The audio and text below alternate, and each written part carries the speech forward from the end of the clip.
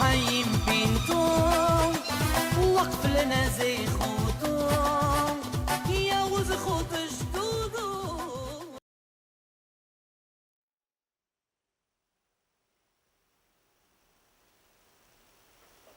Avec l'aide d'Hachem, on va essayer de comprendre une chose qui est extraordinaire.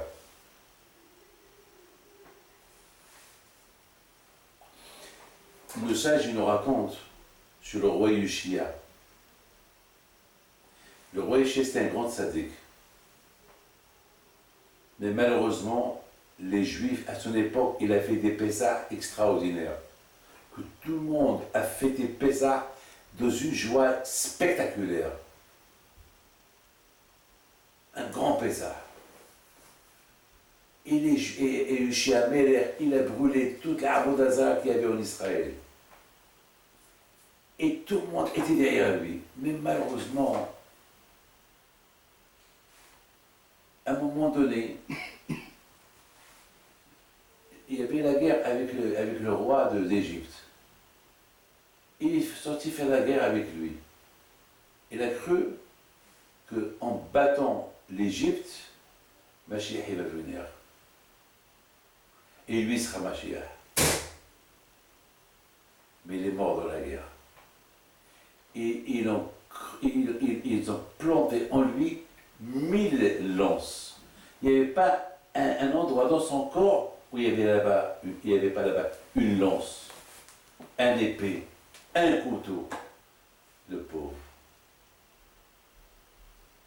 Il y a mis un avis, il dit, on a cru que c'était lui, Mashiach. On a cru que c'est lui qui va nous libérer. On a cru, mais la bête est mort. Alors ça veut dire quoi? Que toutes les prophéties qu'ils ont fait, les prophètes, ça va se réaliser. Alors qu'est-ce qui se pose? Qu'est-ce qui s'est passé exactement?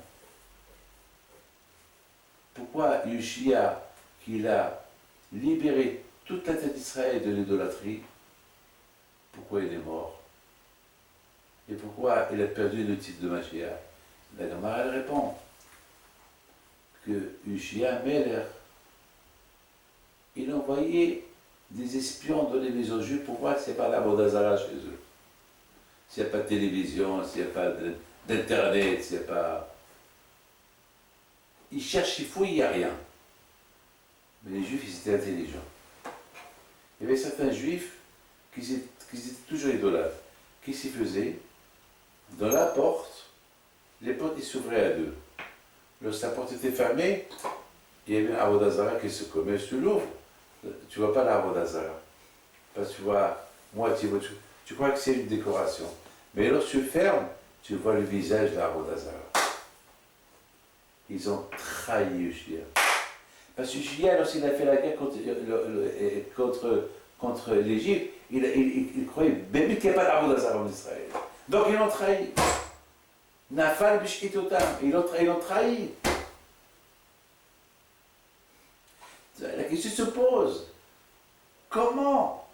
Vous avez des prophètes, vous voyez le Hémet, vous voyez le Beth Amikdash, il y avait des miracles qui se passent au Beth Amikdash. Vous voyez que le roi Yoshia, c'est vraiment un grand tzaddik. Vous voyez que la vie reprenne, tout prospère. Comment vous vous attachez encore à la Avodah Zarah, qu'il est du nul? En plus, tu la trafiques en cachette. Comment est-ce possible? En plus, d'après ce que je t'ai dit, ils étaient des grands tzadikim quand même. Ils connaissaient les noms des malachim. Tu sais, pour connaître les noms des malachim, c'est pas... Il faut l'être. Comment est-ce possible? Mais how you understand this? Comment tu expliques ça? Comment est-ce possible?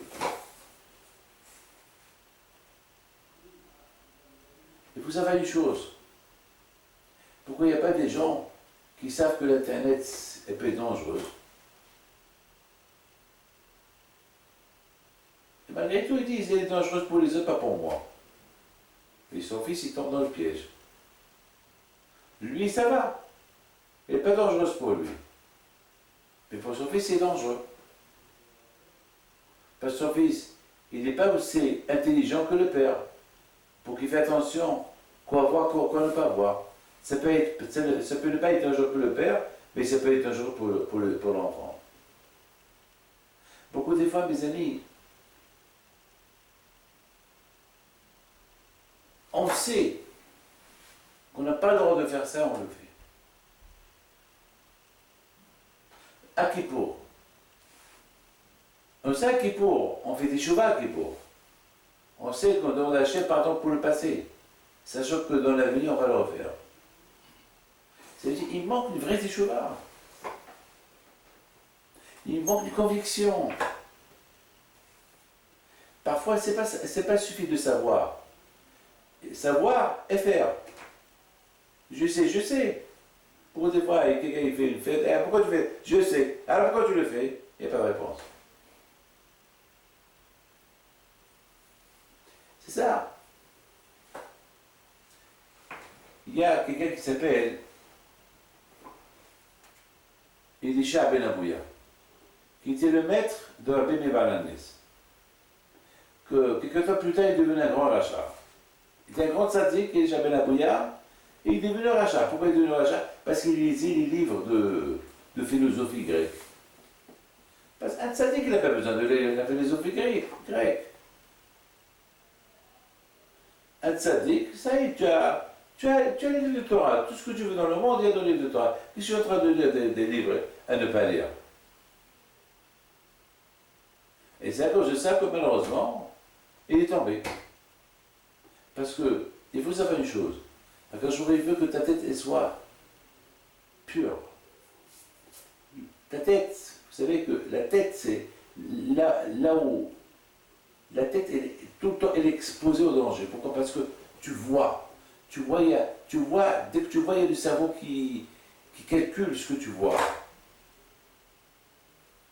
Le plus grand danger, c'est ce qu'on voit. Parce que c'est à côté du cerveau. Le cœur, il est un peu caché, mais le cerveau, il est à côté des yeux. Donc, à travers la Torah, tu peux tout savoir. Pourquoi tu es en train de lire autre chose? Savoir. En plus, il y a beaucoup de choses que tu lis, que les Grecs disent, ils déforment les choses. Même s'ils te disent la vérité. Beaucoup de fois, le fait que ça te déforme, c'est grave. Il dit, Rav Shach alav shalom, il apporte toujours de la part de comment il s'appelle, de Harab Miponevich. Il dit, Chasota sakota les rochers biyom lachak. Il dit, il prie à Kadosh Baruch Hu, protège ma tête le jour de la guerre. Et Haramim me dit, ce passage-là, il se dit, le Mashiach, il va venir. Le Mashiach, il va venir, il va y avoir beaucoup de guerres. Il va y avoir et des guerres physiques et des guerres spirituelles. Alors, il prie à Kadosh Baruch Hu, Hashem, aide ma tête pour que je ne tombe pas dans le piège de ça. Parce qu'est-ce qui va se passer? C'est quoi Yom Lachak? Regarde mes mains, regarde. Il va se passer comme ça. Yom Lachak, c'est les deux mondes qui vont s'embrasser. Olam Haba et Olam Hazé. C'est quoi ils vont s'embrasser? Il va voir, avant que Mashiach va venir, ils vont s'embrasser et Olam Haba il va engloutir Olam Hazé et Olam Hazé va disparaître. Il va voir que Olam Haba. Mais entre-temps que ces deux mondes ils se collent, c'est le moment le plus grave pour les Juifs. C'est le moment que l'Internet, toute la technologie, tout ce qui se passe de saleté, il va être exposé. Et entre-temps, le monde, ils approchent vers le monde futur. Ils vont s'embrasser, un va disparaître et l'autre il va rester. C'est beau. Hein? Mais c'est ça, mais il y aura un grand danger. Le danger que tu peux tout perdre. Mais si tu étudies la Torah, c'est toi à gagner. Le tsar, il est fort. Ces gens-là, ils voient que la névoie des prophètes, elle avance. Mais le fait de savoir qu'il connaissait les noms des Malachim, il croyait qu'ils étaient super bien. Il se justifiait que ce qu'il faisait, il est bien. Vous avez compris? Parce que d'un côté, ils voient qu'ils gagnent les guerres, d'un côté, ils voient qu'ils parlent avec les Malachim, d'un côté, ils voient que. Et de l'autre côté, ils font du mal, mais ils voient que, même en faisant du mal, les Malachim les écoutent. Donc, ils ont pris confiance en eux. Non, alors ça veut dire que ce qu'on fait, c'est bien. Comme quelqu'un qui m'a dit, mais ça y est, j'ai l'internet, j'ai tout à la maison, j'ai la télévision pour voir le stock market, mais c'est bien, moi je me contrôle. Parce qu'il fait de la Fayoumi, il croit qu'il est protégé de la Fayoumi.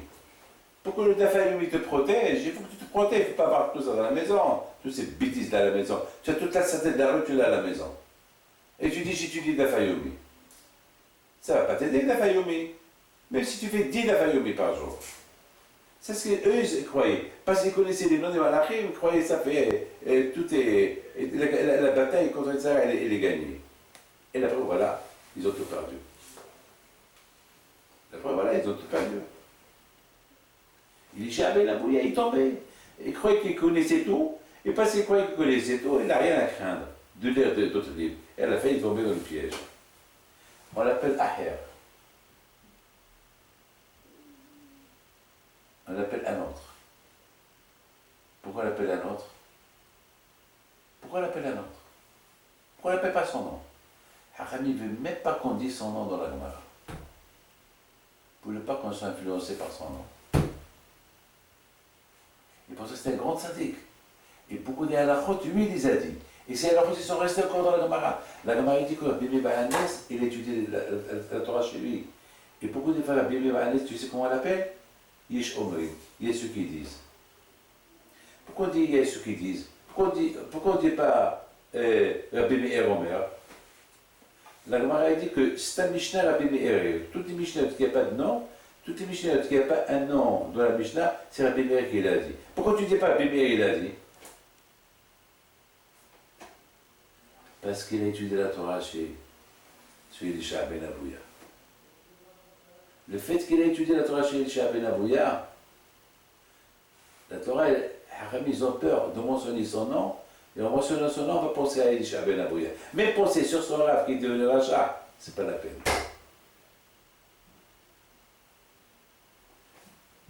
Mais beaucoup de fois, la Torah, Haramim, il parle. Et justement, racontez, vous savez que j'ai lu dans un livre, quelque chose qui fait peur. Il parle que Néron, l'empereur Néron, lui, il est venu pour détruire le Mikdash. Il a jeté 3 flèches. Chaque flèche qu'il a jetée, il a dit, tiens, je veux voir, est-ce que la flèche, elle vient en direction d'Israël? Parce qu'il avait peur de faire la guerre à Israël, détruire Yerushalayim. Et chaque flèche qui jetait à une direction, la flèche, elle changeait de direction, et elle allait vers la direction de Yerushalayim. Il a compris que Hachem, il veut détruire Yerushalayim. Mais après, il a eu peur. Il a dit, Hachem, il veut que je détruise, après il se venge de moi. Il est parti, il s'est converti. Il a eu Rabbi Meir Balanes. Rabbi Meir Balanes, son père, c'était Néron, l'empereur. Et qui l'a remplacé? C'est Aspasianus. Vous vous rendez compte? Et jusqu'à maintenant, à Rome, il y a des statues de Néron qui est ça. Néron. L'histoire, elle dit qu'il a disparu. Ils ne savent pas. Et eux, ils disent qu'il est mort. Lui, ils ont dit qu'il est parti se convertir. Et il a eu ce qu'il a eu. C'est pour ça que pour le kavod, j'ai vu dans un il dit, pour le kavod de Rabbi Meir Balanes, on ne dit pas que son père c'était Néron. On dit qu'il était descendant de Néron, c'est tout. Puis c'était son fils. Mais d'après ce que je te dis, tu comprends que la Torah, elle doit être Kedusha Neto. Tu étudies la Torah, tu dois étudier la Torah dans la Kedusha. Bon, Rabbi Meir Balanes, c'était un tzaddik, comme une fois ils ont dit à Rabbi Meir Balanes, mais pourquoi tu étudies la Torah chez Elisha ben Avouya? Mais c'est un rachat. Il leur a dit, moi je mange le fruit et je jette la peau. Mais c'est pas tout le monde qui est comme lui. Nous, par exemple, on ne peut pas, nous, on n'est pas Rabbi Meir Balanes. Quelqu'un qui est rachat, on n'a pas le droit de l'approcher, on n'a pas le droit d'étudier la Torah chez lui. Parce qu'on risque de manger et la peau et et le fruit et la peau. Bon, c'est ça. Mais donc vous comprenez très bien que Khamim, ils ont beaucoup fait attention que même le nom de Rabbi Meir, Ish Omrim, et ce qu'ils disent. Ils disent pas son nom. Au Mishnah, c'est un Mishnah Rabbi Meir. De temps en temps, la Gemara, il te parle de Rabbi Meir. Mais par rapport, pourquoi tout ça? Par rapport à son maître, qui était un grand rachat.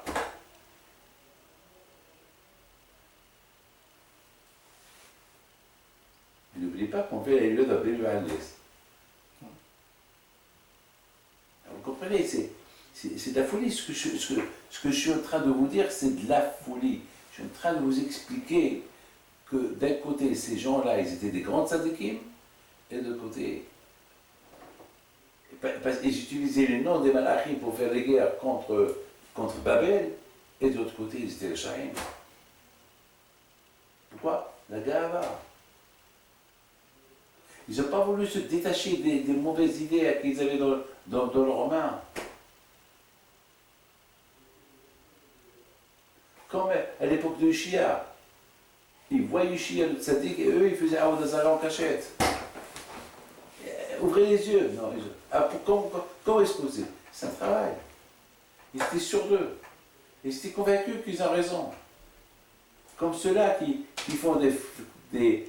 Je m'excuse de vous le dire. Beaucoup de fois, je parle à des rabbins. Pourquoi ils ont Internet? Pourquoi. Je dis, c'est dangereux pour vous. Qu'est-ce qu'ils me disent? Non, ça y est. Il y a aussi certains rabbins qui vont à des mariages où il y a là-bas une nudité. Là-bas, les femmes sont mal habillées. Je dis, mais qu'est-ce que vous faites là-bas? Ils disent, on est obligé d'être là-bas. Mais alors, quel exemple vous êtes aujourd'hui? Là où il n'y a pas de cinéma, c'est pas votre place. Non, ne vous dites pas que vous faites attention. Ne vous dites pas que vous voyez rien. Ne vous dites pas qu'il y a une femme qui vous dit salut. Et vous ne la voyez pas. Alors tu es aveugle. Ne lui dis pas que tu n'es pas le tzara, tu n'es pas une femme à moitié nue. Et après tu mets de filet, tu fais arbitre à côté d'eux. Comment est-ce possible? Moi je vis un mariage, je me sauve. Et alors je vais pour la coupage, je fais attention, je fais de mon mieux, après je me sauve tout de suite. Même s'il me donne 1 milliard, je ne resterai pas. Même s'il me met dans une chambre seule, je ne veux même pas qu'on dise Rabbi David il est là. Rabbi David il est là, la coupa, il s'est sauvé. Voilà, j'ai beaucoup de mariages en Israël, dans 2 semaines. Il y a certains mariages, je sais qu'ils ne vont pas être snéo. Bon, par rapport à, pour être méhazé pour les renforcer, je vais aller à la coupa. Mais j'ai déjà donné mes conditions. Comment je veux qu'elle soit à la coupa. Et après, je me sauve tout de suite. Parce que je ne peux pas. Si je vois ce que je vois, je vais tomber dans le pied, je vais être ça là. Mais moi, je suis avec un être humain. Moi, j'ai des envies, moi aussi. Je suis avec un homme. Et je ne suis pas malade. Je ne suis pas un ange. Et ils croyaient qu'ils étaient des anges. Parce qu'ils parlaient des anges, ils croyaient qu'ils étaient. Parce qu'ils voyaient qu'ils gagnaient les guerres, ils croient qu'ils sont bien, ils sont bécédeurs. C'est ça l'erreur. C'est ça l'erreur, mes amis.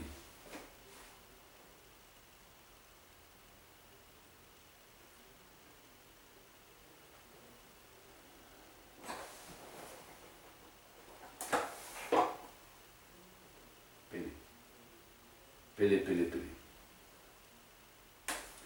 Il y a, comment ça s'appelle, je termine avec une phrase que je veux te dire. Aujourd'hui, le monde souffre. Beaucoup de pays souffrent aujourd'hui. Plein de pays souffrent.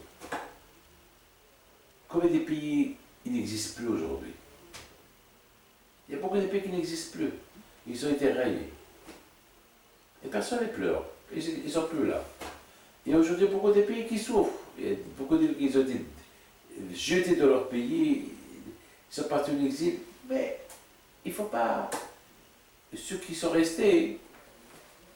Par exemple, je ne veux pas dire des noms des peuples qui sont à gauche et à droite aujourd'hui. Ils ne sont plus là. Mais ils font rien pour se souvenir le jour qu'ils ont été jetés de leur terre, comme nous les Juifs, on fait pour Tisha B'Av. Chaque année, on pleure la destruction de Beth Amikdash. Chaque année, on pleure la destruction de Beth Amikdash. Et chaque jour, on pleure. On fait Birkat Hamazon, on se rappelle de la destruction de Beth Amikdash. On fait les fêtes. Il n'y a pas un jour, on pense à deux choses. On pense à la sortie d'Égypte et on pense à la destruction de Beth Amikdash. C'est-à-dire, quelque part, on dit à Kadosh Baruch Hu, à la Hachem, ramène-nous encore à la délivrance. Ça suffit cet exil. Mais la question que je me pose, d'où ça vient que nous, jusqu'à maintenant, on pense à la destruction de Beth Amikdash? Et aucune nation ne pense. Tous ceux qui ont été jetés de leur pays, ça, ils sont adaptés au pays où ils sont aujourd'hui. Nous, même qu'on est là où on est, notre tête toujours, elle est où? On pense à Mashiach. Quelle est la raison? La raison c'est parce que nous, on nous a avertis. On se rappelle, comme Moshe Rabbeinu, une fois, il nous a dit, et se rappelle à qui s'est passé il y a quelques milliers d'années, jusqu'à maintenant, il existe. On nous a avertis, faites attention, si vous ne respectez pas Torah Mitzvot, vous allez partir en exil. Et si vous respectez Torah Mitzvot, vous retournez de l'exil. Alors, étant donné que nous, on a été avertis, et que nous, on a la émouna en ça, alors c'est la raison pourquoi il n'y a que nous qu'on pense à la destruction de Beth Amikdash, à la destruction d'Israël, et on pense à la reconstruction.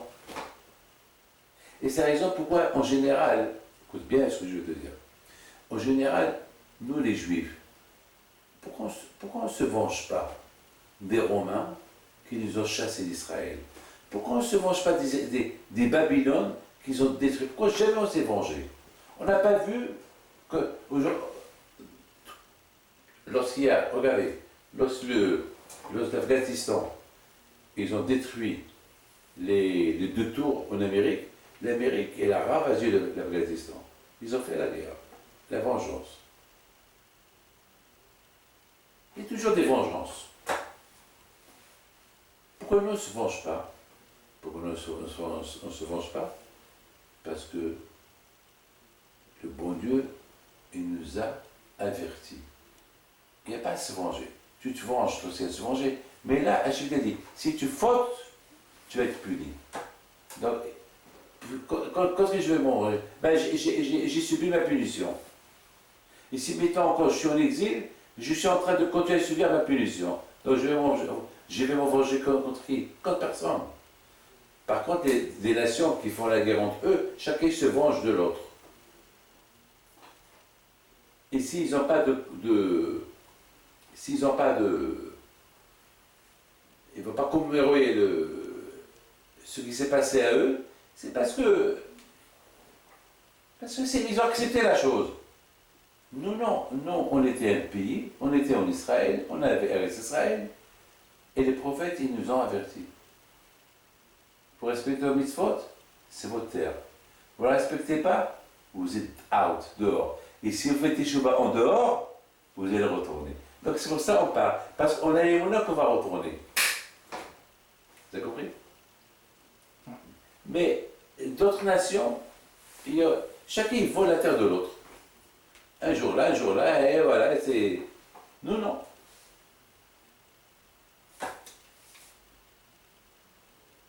Comme Yosef Mishita, l'histoire que j'ai racontée hier. C'est une belle histoire. Au départ, il n'était pas croyant. Donc, Titus lui a dit, tu rentres au temple et prends ce que tu veux du temple. Parce que Titus avait peur de rentrer au temple et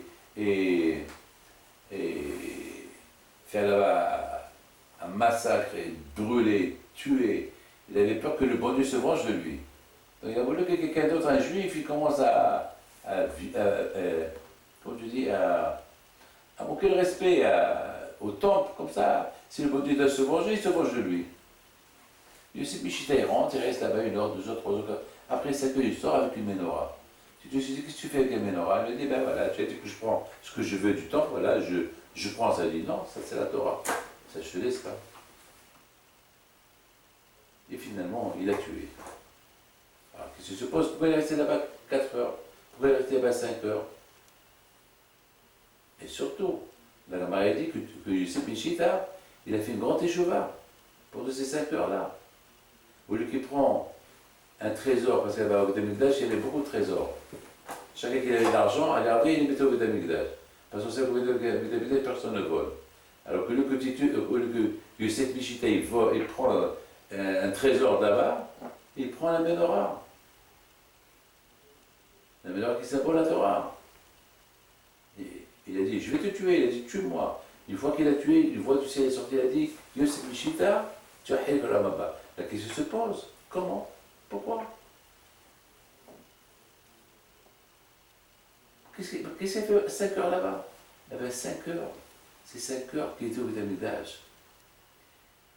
Malheureusement, c'est ça le problème maintenant. Tant qu'on n'a pas goûté la Torah, on est loin. On ne peut pas admettre, déguster la Torah, il faut la. Beaucoup de gens, ils ne viennent pas à la synagogue. Ils savent pas. Mais une fois qu'ils commencent à venir à la synagogue, ils écoutent un cours de Torah à la synagogue, ils prient à la synagogue, ils vont, ça y est, ils vont. Il ne faut jamais se lâcher de la synagogue. Il y a beaucoup de gens qui se moquaient de la Torah, une fois qu'ils ont commencé à étudier la Torah, ils ont changé de comportement vis-à-vis de la Torah. C'est comme ça Youssef. Tant que Youssef ne savait pas c'est quoi le Beth Amikdash, tant qu'il ne savait pas c'est quoi la Torah, il pouvait ignorer tout. Une fois qu'il était à l'intérieur, il a vu ce silence, cette Gdusha, la Shekhina, qu'il vide les lieux. Il a senti quelque chose. Il faut se réveiller. Un rachat qui s'est réveillé.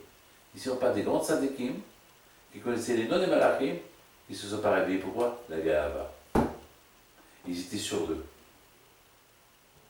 Et la Torah, elle s'achète qu'avec la Hanava. Voilà mon fils. Avec les doigts Kadosh Baruch Hu, il nous aide à voir Beth Amikdash, B'mehera b'yameinu, Amen, Ken Ratzon, Be'ezt Hashem.